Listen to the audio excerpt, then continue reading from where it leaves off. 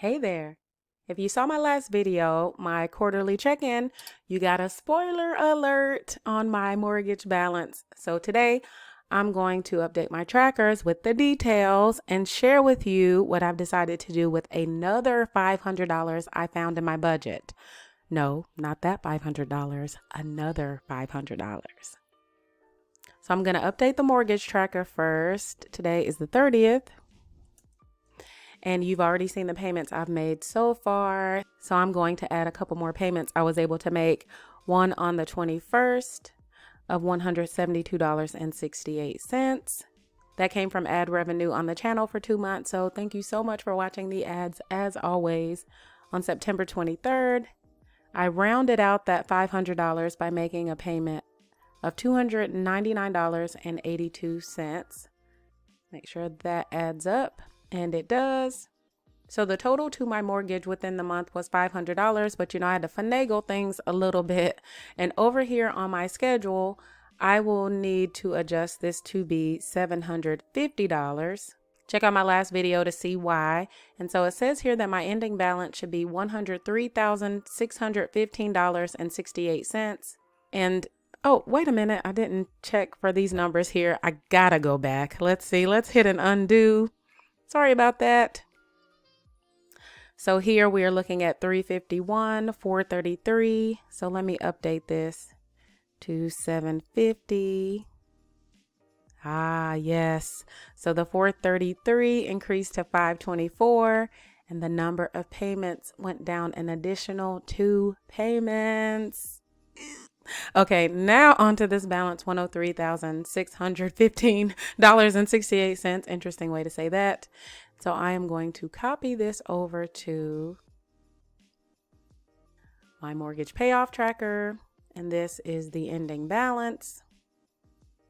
And that means I paid off my mortgage 3.46% for the year. And I have 1.54% left to go to meet that 5% goal. I'll be making my next month's mortgage payment on October 1st, so I will set up that next worksheet in the next video. Now onto that extra I mentioned earlier. Earlier in the week, as I was approaching pay period, I realized I had about $900 in my bank account, so I could afford to put about $500 of that to my financial goals. And right away, I thought the mortgage. But then I said, wait a minute. Let's dig a little deeper.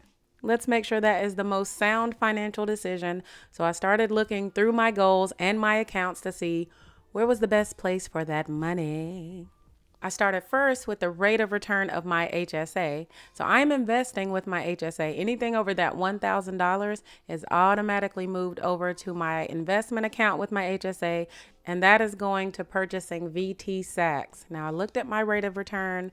Of course, there's going to be fluctuations. When I looked at it earlier in the week as I was making this decision, the rate of return is a little bit different. Gains and losses will adjust every day, so it is a hypothetical.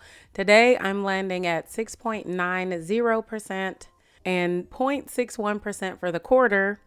It's volatile right now, but not too bad. I move on to my Roth IRA. Again, the gains and losses are hypothetical. They make that clear. At the beginning of the week, I was sitting at a gains of 11.23%. So, that looked pretty good to me. But then after the day change, it decreased to 8.86%. And today lands at 8.93%. So, hey, that's pretty good. If I'm looking at just the numbers, I'm at 8.93% with the Roth IRA, 6.90% with my HSA.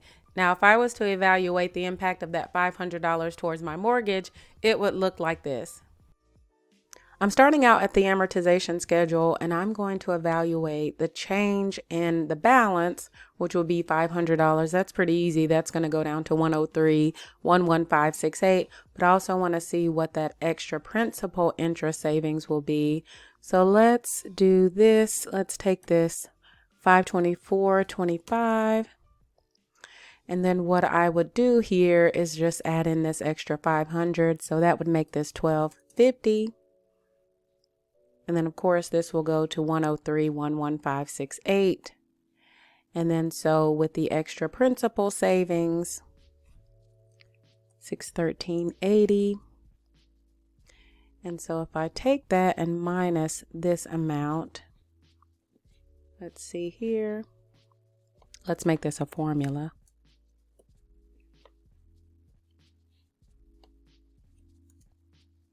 Okay, that gives me $89.55. So it would actually be a reduction of $589.55.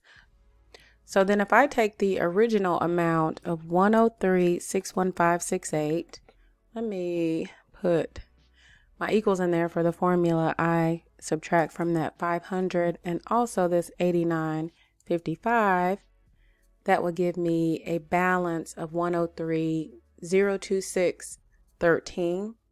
So I just went out to Google and looked for a percentage less calculator, and I'm going to add this over there. So let me copy that.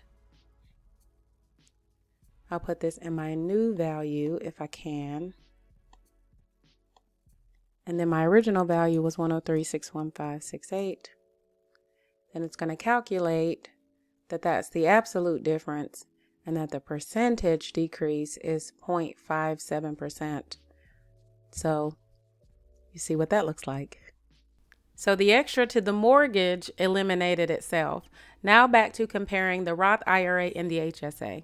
The HSA has a triple tax advantage through payroll contribution. So I looked into or planned into how I could make that work. As I mentioned before, I can't front load or back load my HSA through my employer.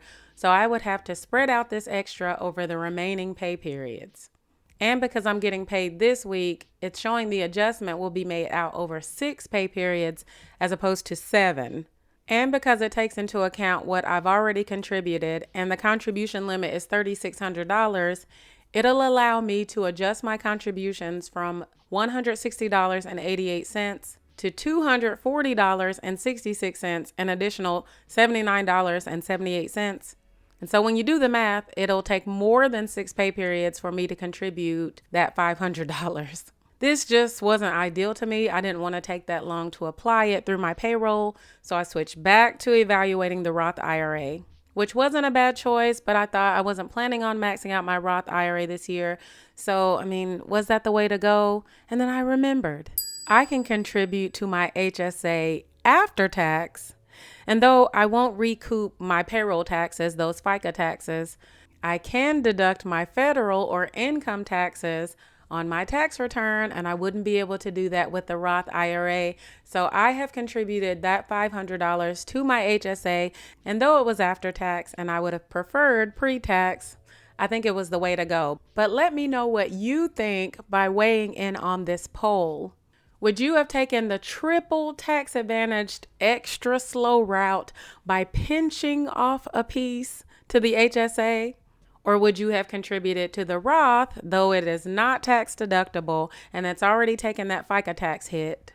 Would you have applied the extra to the mortgage anyway, though it had a really rough rate of return in comparison to the others? Or would you have done what I did and contribute to the HSA after tax?